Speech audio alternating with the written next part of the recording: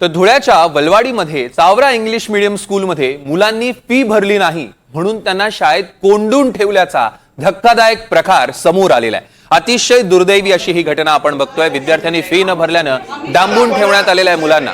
संबंधित पालकांना हा प्रकार लक्षात आला, मग त्यांनी शाळा प्रशासनाला जाब विचारलाय। सदर प्रकरणाची तक्रार भाजपचे शहर जिल्हाध्यक्ष गजेंद्र अंबळकर यांच्याकडे केली आणि त्यांनी लागलीच चावरा इंग्लिश मीडियम शाळेत धाव घेत मुलांना का डांबून ठेवलं हा जाब विचारला।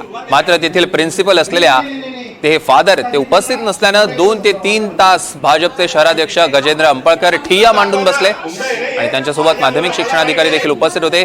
शहरातील चावरा इंग्लिश मीडियम स्कूलमध्ये विद्यार्थ्यांना अमानुष वागणूक देत लायब्ररीच्या खोलीत डांबून ठेवलं जात असल्याचा धक्कादायक प्रकार पालकांच्या दक्षतेमुळे समोर आलाय। भाजपचे धुळे महानगर जिल्हाध्यक्ष गजेंद्र अंबळकर यांनी त्वरित शिक्षण मंत्री दादा भुसेंशी संपर्क साधला, तक्रार केली आहे आणि त्यांच्या निर्देशानं शिक्षणाधिकाऱ्यांनी चावरा स्कूलच्या प्रिन्सिपल आणि व्यवस्थापकांवर कारवाईचे आदेश दिलेले आहेत, आश्वासन दिलेले आहे। सदर घटनेचा सीसीटीव्ही फुटेज यावेळी शिक्षण विभागाचे अधिकारी यांच्यासह पश्चिम पोलीस स्टेशनचे अधिकारी यावेळी उपस्थित होते।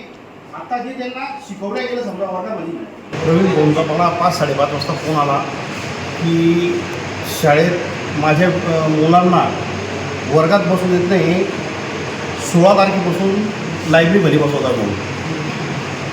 तर मी ताबडतोब घरून आलो आणि आपले शिक्षण मंत्री आदरणीय दादासाहेब भुसे साहेब यांचे चिरंजीव आविष्कार दादा भुसे यांना फोन लावला की असा विषय।